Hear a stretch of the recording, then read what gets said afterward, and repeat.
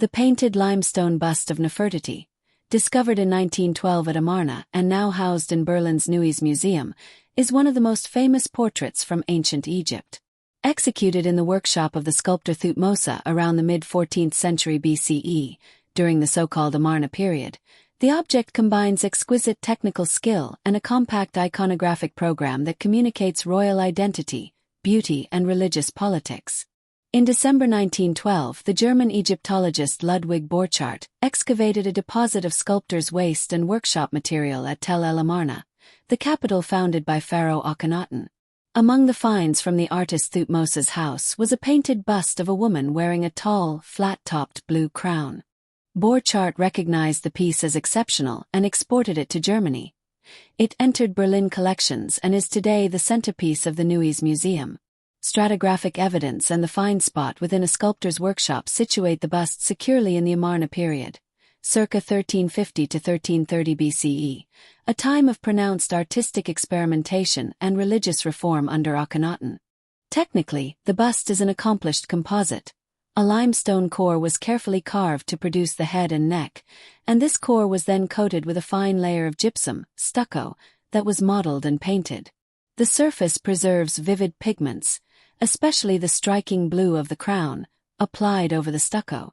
One eye contains an inlay, rock crystal or quartz with a dark pupil of organic or mineral material, while the other eye lacks its inlay and is unfinished.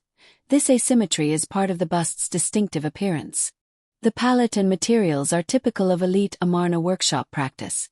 Mineral pigments were mixed in binders and applied to the prepared surface. The work exhibits meticulous surface polishing and fine incised details around the eyes and mouth, evidence of an advanced studio tradition in which master sculptors and specialized painters collaborated.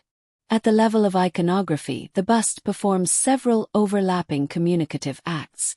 First and most immediately, the object conveys royal identity.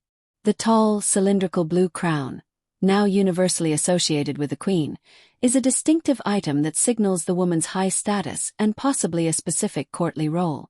The diadem band and the finely modeled neck suggest an elite costume, while the detail of a uraeus cobra today is broken off. Second, the portrait balances idealization with naturalism. The face is classically proportioned, symmetrical and serene, an idealized standard of beauty. Yet micro-details, the slight asymmetry of the lids, the gentle turn of the head, the soft modeling of the cheeks and throat, produce a lifelike presence. Third, the bust participates in the visual rhetoric of the Amarna religious and political moment. Akhenaten's court championed new aesthetics and a theology that celebrated the Aten, the sun disk. Royal portraiture from this period often emphasizes a new kind of intimacy and ideological centrality of the royal household. Because the bust was found in Thutmose's private workshop among other unfinished pieces and debris, many scholars interpret it not primarily as a cult statue meant for temple use but as a studio model or presentation piece.